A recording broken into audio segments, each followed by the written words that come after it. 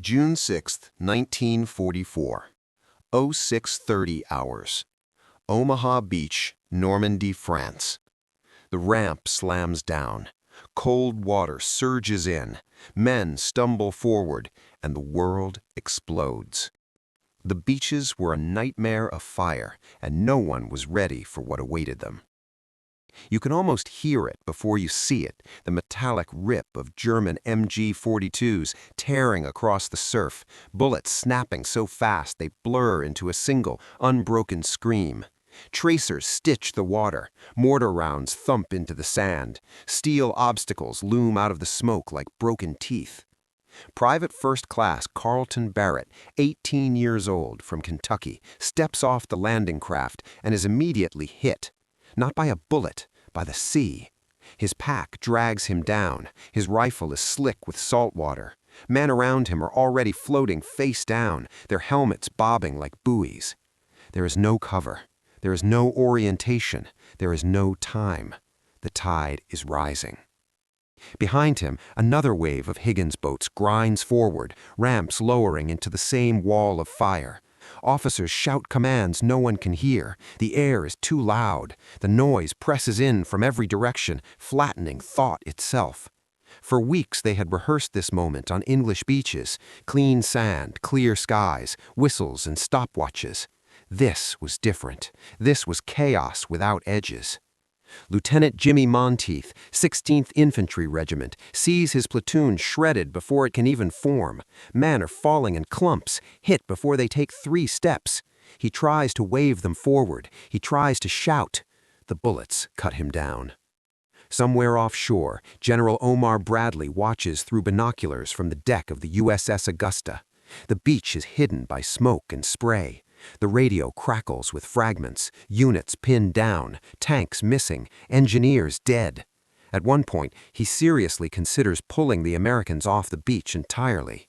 Omaha is not going to plan, not even close. The men don't know that yet. They only know the sand is alive, jumping under impact, stinging their faces, filling their mouths. The seawall is still hundreds of yards away, and the Germans are above them, firing down from concrete bunkers carved into the bluffs. You can almost feel the weight of the gear, 60, 70 pounds dragging at your shoulders as you crawl. Helmets slip down over eyes, rifles clog with sand. Radios are dead. Leaders are dead.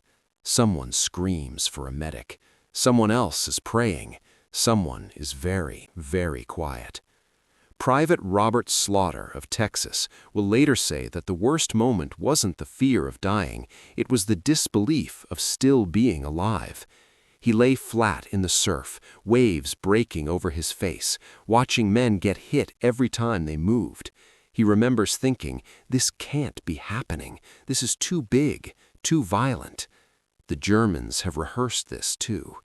Above the beach, in the Widerstandsnest bunkers, WNs, as the defenders call them, machine gunners rake the landing zones with overlapping fields of fire.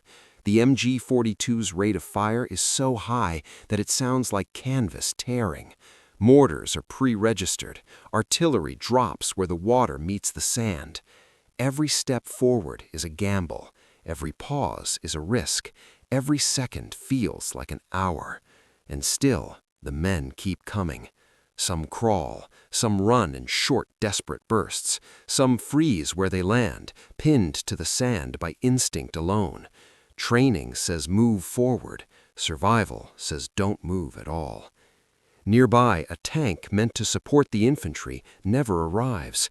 It sank offshore, canvas skirt torn open by waves. The men on the beach don't know that. They just know there's no cover and no help. Bodies pile up around the steel hedgehogs. Blood mixes with seawater, turning the surf dark. Explosions throw sand into the air, raining back down like hot gravel. A helmet skitters past, empty.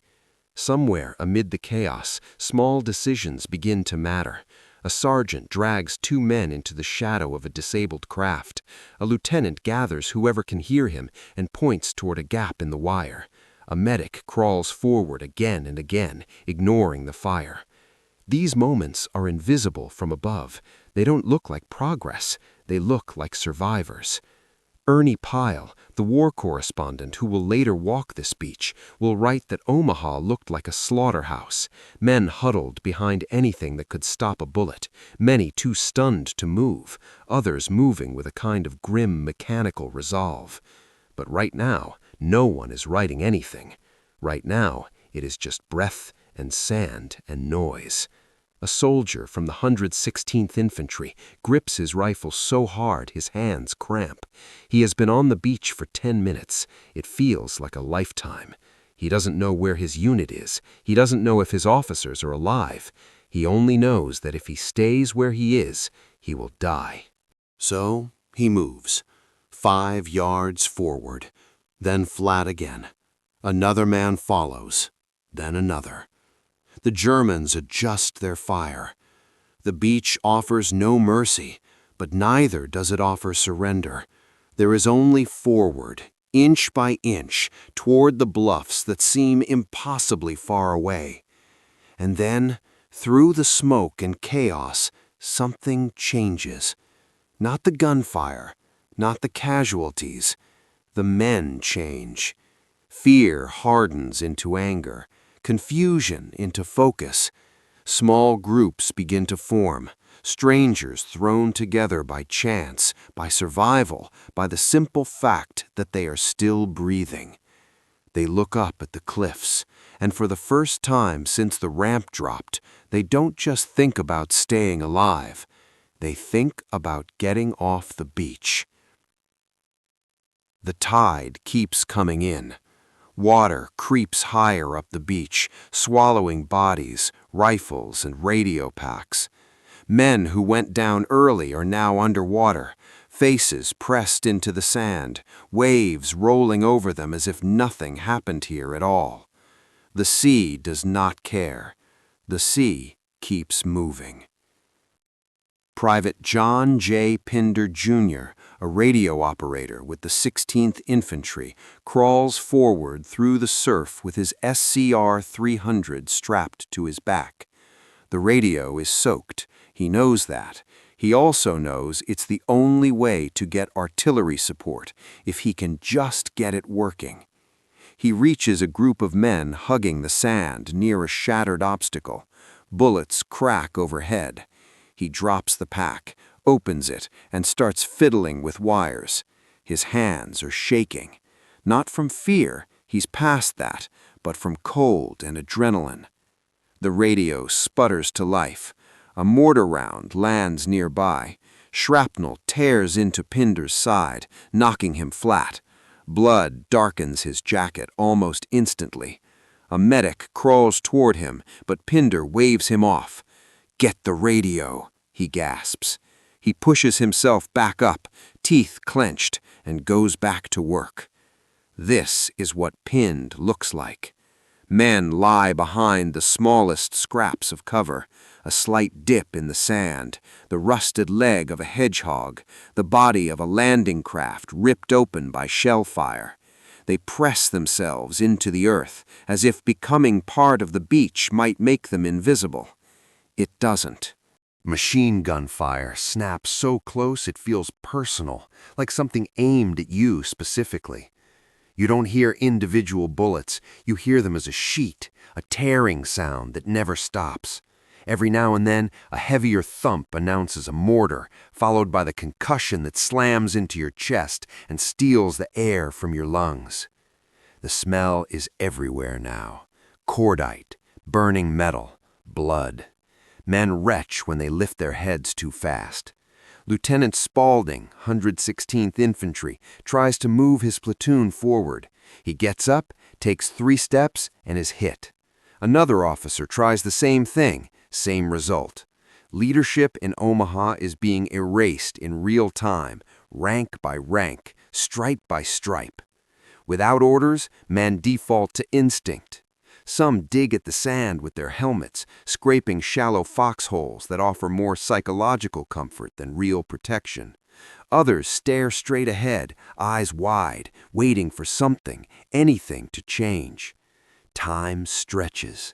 5 minutes feels like 30. 30 feels like forever. Private Ralph Goranson later says he lost all sense of minutes and seconds. There was only before and after. Before you moved, after you moved, and sometimes there was nothing after at all. The German defenders above them can see everything. The beach is a funnel. The landing zones are predictable. The Americans are exactly where the guns expect them to be. But the Germans are making one mistake. They assume the men will stay down.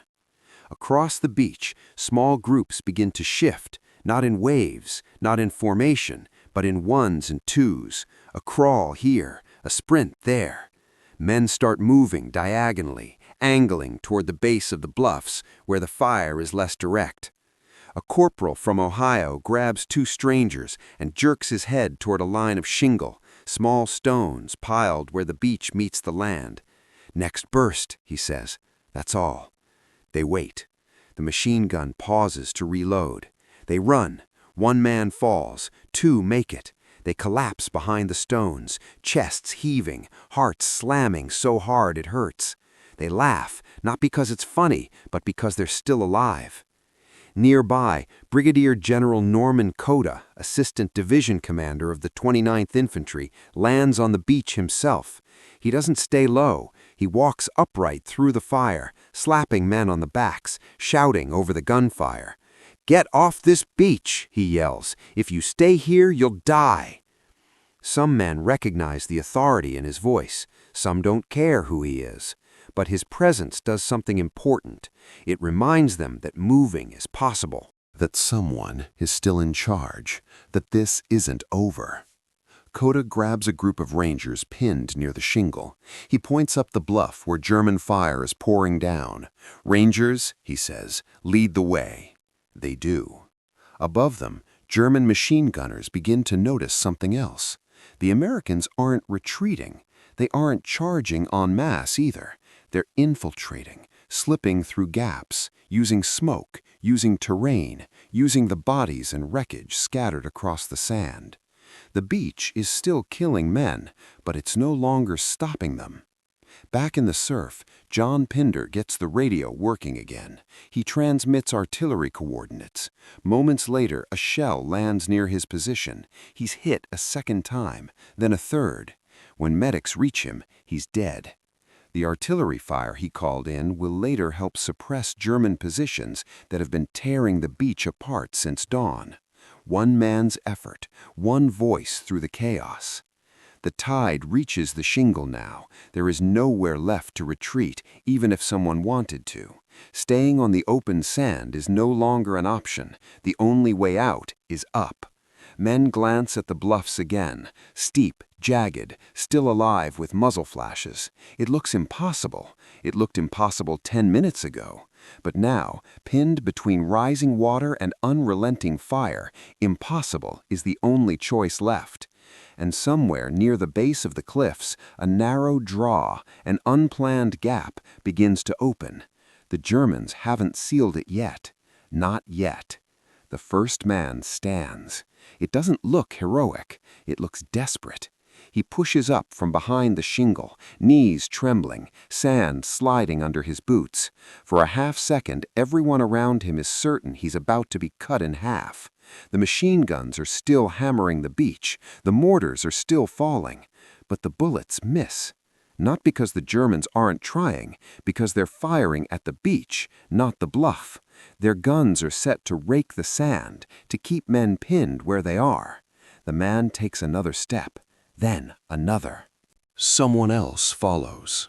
And then, like a dam cracking, more men rise, not in a charge, not with a shout, but with clenched jaws and narrowed eyes.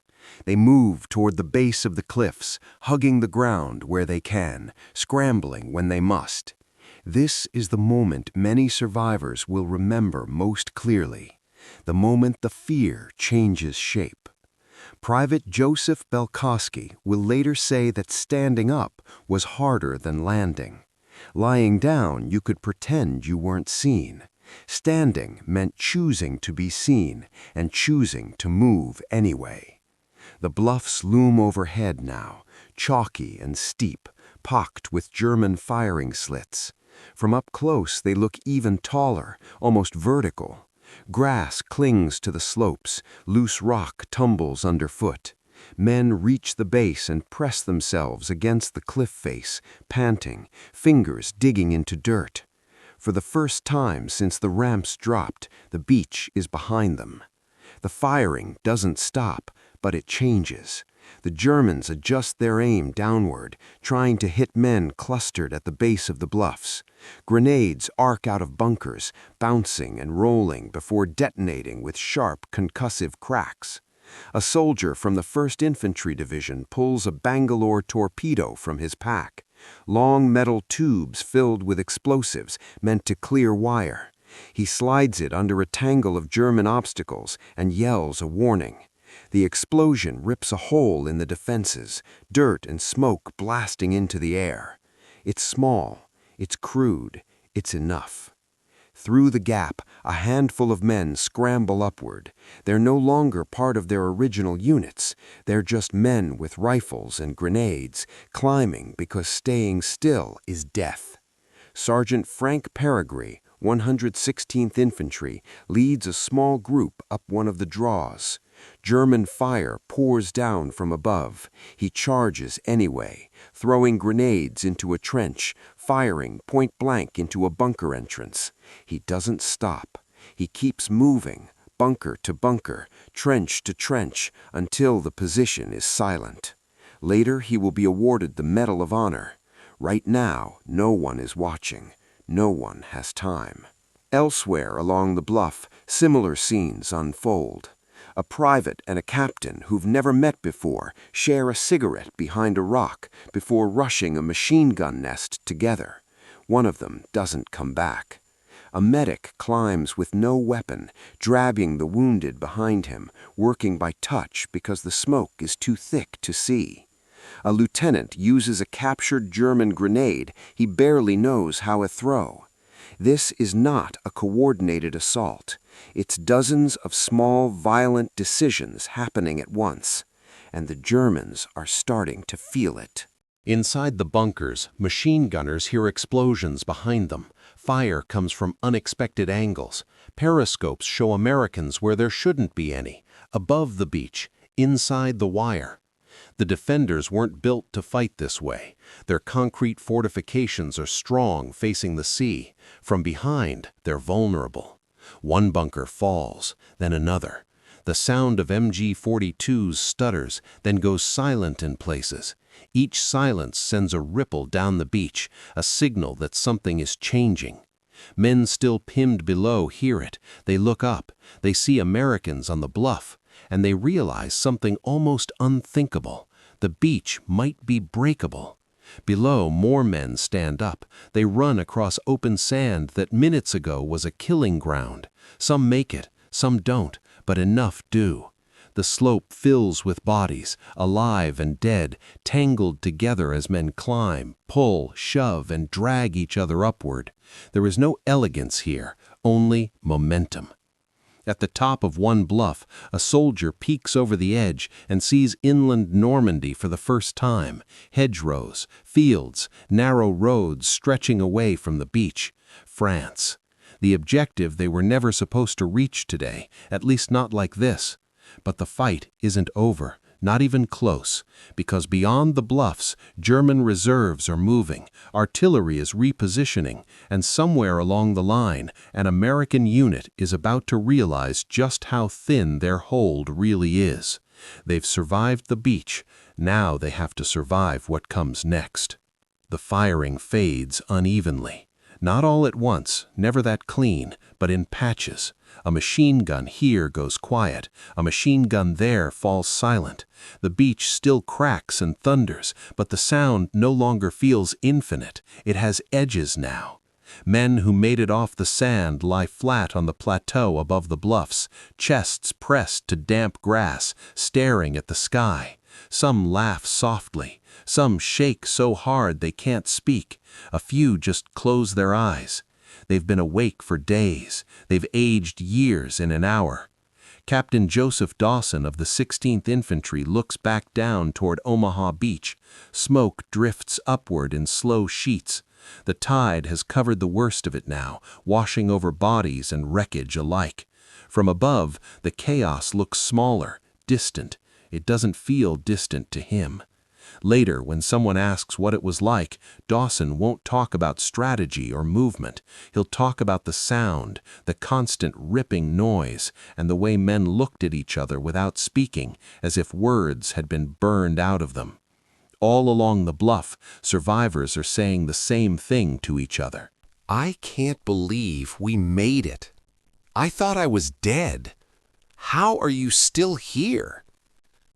Private Robert Slaughter remembers sitting behind a hedgerow, hands black with powder and dirt, repeating one sentence over and over. I'm alive. I'm alive. Not triumph, not pride, just surprise. Down on the beach, medics and engineers finally begin to move more freely. Wounded men are dragged into improvised aid stations behind wrecked craft and shingle banks. Morphine is rationed, bandages run out. Helmets become basins, rifles become stretchers. Some men refuse treatment.